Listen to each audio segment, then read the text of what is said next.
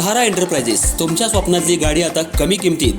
इचलकरंजी शहरालगत असलेल्या कबनूर चंदूर रोडवर कोन्नूर पार्कमधल्या सहारा एंटरप्राइजेस इथं पश्चिम महाराष्ट्रातली विविध बँका आणि फायनान्स कंपन्यांनी जप्त केलेल्या जुन्या दुचाकी आणि चारचाकी गाड्यांची विक्री केली जाते. शोरूम किमतीपेक्षा 25 ते 50% कमी दरात, उत्तम स्थितीत आणि संपूर्ण कागदपत्रांसह त्वरित डिलिव्हरी. दुचाकी 20,000 पासून पुढे तर चारचाकी 50,000 पासून पुढे. आपल्या पसंतीची कार किंवा बाईक आता अगदी परवडणाऱ्या दरात घेऊन जा. विश्वास, पारदर्शक व्यवहार आणि उत्तम सेवा हेच आमचं वैशिष्ट्य. पत्ता Konnur park, Kabnur Chandur road, Ichalkaranji. Proprietor Rajubhai Ajgar. संपर्क 8055810910 आणि 9860785786. सहारा एंटरप्राइजेस, दर्जा, विश्वास आणि बचत यांचं परिपूर्ण ठिकाण.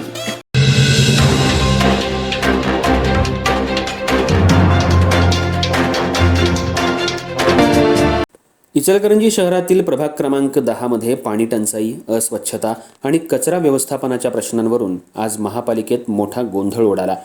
नगरसेविका जुलेखा पट्टेकरी आणि माजी नगरसेवक जहांगीर पट्टेकरी यांनी महानगरपालिकेचे उपायुक्त नंदू परळकर यांना घेराव घालत त्यांच्या कार्यालयाला टाळे ठोकण्याचा प्रयत्न केला. या घटनेमुळे परिसरात काही काळ तणावाचं वातावरण निर्माण झालं.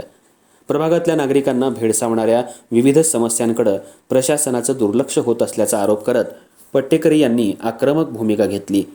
पाणी पुरवठा नियमित होत नसल्यानं नागरिक त्रस्त आहेत, तर अनेक ठिकाणी कचऱ्याचे ढीग साचल्यानं आरोग्याचा प्रश्न निर्माण झालाय, असं त्यांनी सांगितलं.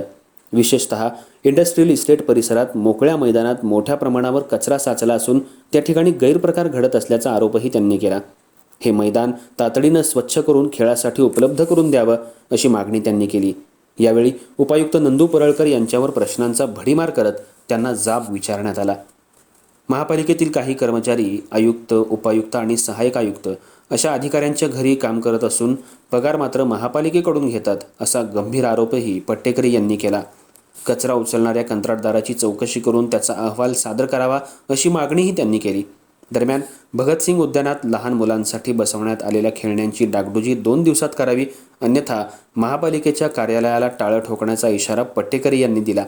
या संपूर्ण प्रकरणात वातावरण तापलं असताना नगरसेवक तानाजी पवार यांनी मध्यस्थी करत परिस्थिती नियंत्रणात आणली.